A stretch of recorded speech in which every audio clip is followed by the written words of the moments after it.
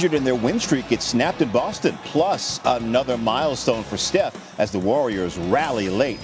And it must be March. Duke raising the flag in the ACC and a huge SEC showdown on Championship Sunday for women's hoops.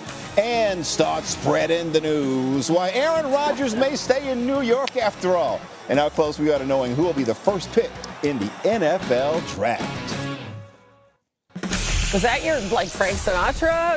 What was that? My Joe Piscopo doing Frank Sinatra exactly. from back in the day. Sports Center on a Sunday morning because we care. Hannah Storm and Jay Harris here.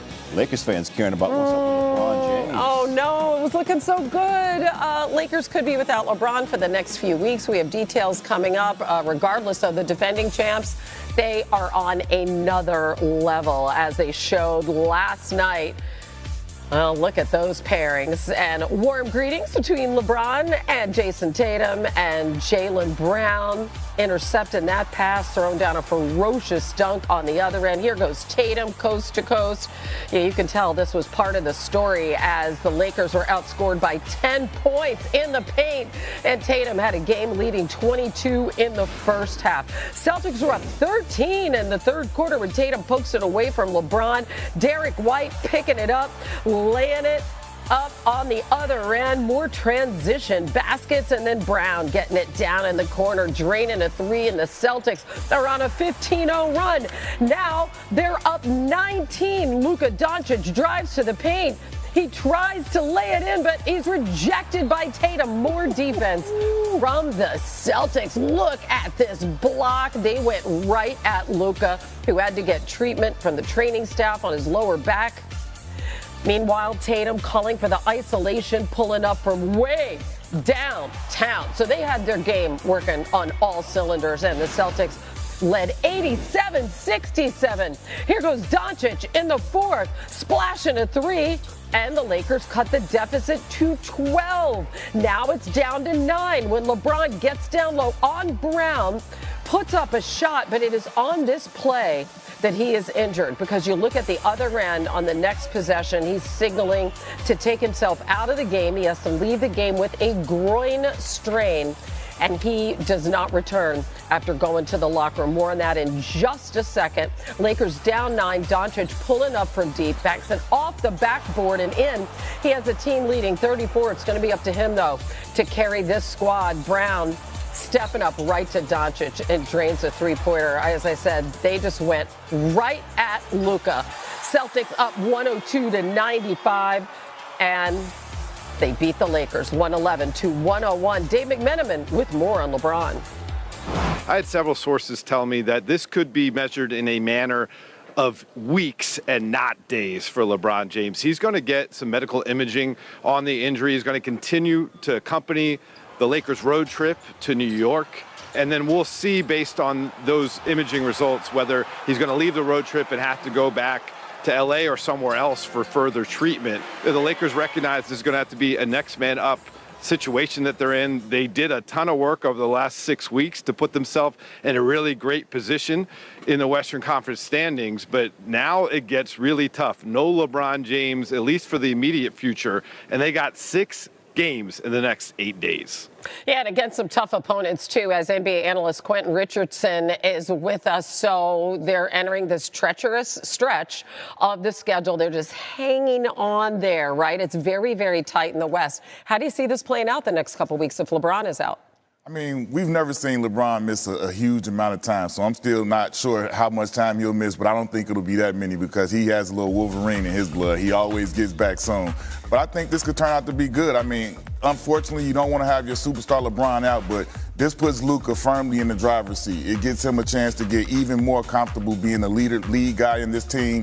And when LeBron does return, Luka will have that much more confidence taking the last shot, doing all of the things that they really brought him there to do to relieve some of that stress off of LeBron. I really love your optimistic mentality, because a Laker fan might be panicking at this point, right? It was going so great, but when you look at the schedule that Dave referred to, and they still have a pair of games against the Bucks, a pair of games against the Nuggets, so some tough opponents coming up. What should their mindset be without LeBron on the floor? I mean, that's the great part about them getting up to the number 2 spot so far. I mean, they got to take everything one game at a time. They may drop a couple here and there, but they can't get down about it. They know that they have the LeBron James coming back, and they just got to hold the fort, really. Just hold the fort, not lose too many, and try not to lose the second seed. If they could keep the second seed, that would be unbelievable. We saw Luka tweak his back a little bit, but besides that, do you have concerns about Luka now being the number 1 and now having to carry this team and hang on to that positioning?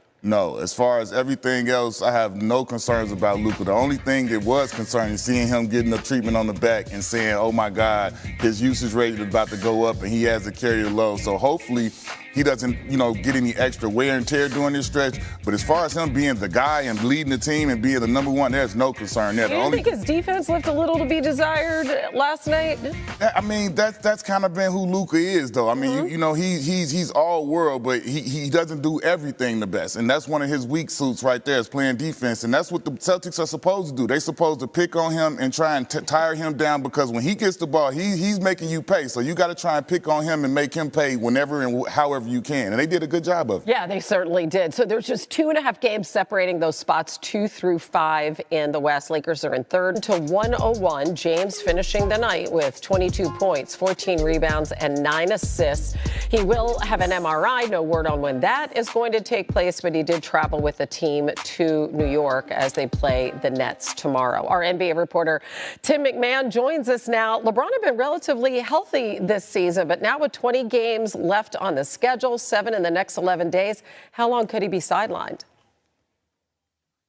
Howdy, Hannah. Like you said, he will get that MRI. They'll have a little bit more clarity around the situation at that point. But a source told our Dave McMenamin that the initial anticipation is it'll be more weeks than it is days. So those 7 in the next 11, not likely. Now, LeBron has had a groin injury before, Christmas Day 2018. That caused him to miss the next 17 games.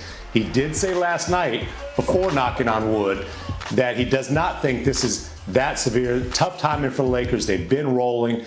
They're fighting for playoff seeding, but clearly the priority for them has to be getting LeBron fully healthy, more so than trying to get as high in the playoff seeding as possible. And you've covered this team. You've observed them all season, especially since Luka has been there. What are your insights on sort of how they're going to stay afloat with this fluid playoff positioning in his absence? Well, Luka Doncic is just really starting to round into form as a perennial first-team All-NBA selection. He has looked like that guy lately. Obviously, he's going to be asked to carry even a little bit more of the offensive load. Austin Reeves is back now.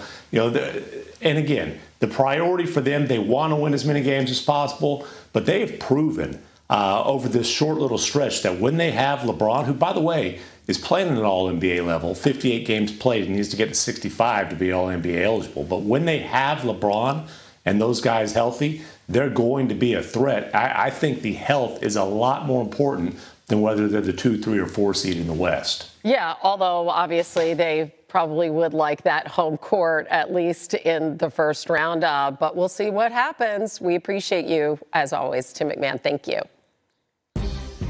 All right, Hannah, we have a loaded NBA slate today on ESPN and ABC. Kicking off 1 Eastern on ABC, the Nuggets in OKC taking on the West leading Thunder. The game also matching the NBA MVP favorites against each other. Oklahoma City's Shai Gilgeous-Alexander and Denver's Nikola Jokic. At 3:30 Eastern on ABC, the Suns take on the Mavericks in Dallas. The depleted Mavs are clinging to the final play-in spot in the West. 2.5 games ahead of the Suns, who are just 11-21 on the road this season. And at 8 Eastern on ESPN, the Cavaliers in Milwaukee taking on the Bucks. Cleveland on a 13-game win streak, their third double-digit win streak of the season. And the Bucks have won 8 of their last 10. All right, time to play a little Q&A with Q. A? I see what you did. Thank you very much. I'll see myself out. Okay, it was bad. First question, sir. Nuggets and Thunder. If you had to vote MVP today, who you got? SGA. SGA all day long. I mean, I love what Joker is doing. It can't be denied. He just did something that's never been done in NBA history before. But I look at the total body of work from wire to wire. The OKC Thunder have jumped out the gate and been leading the Western Conference from wire to wire.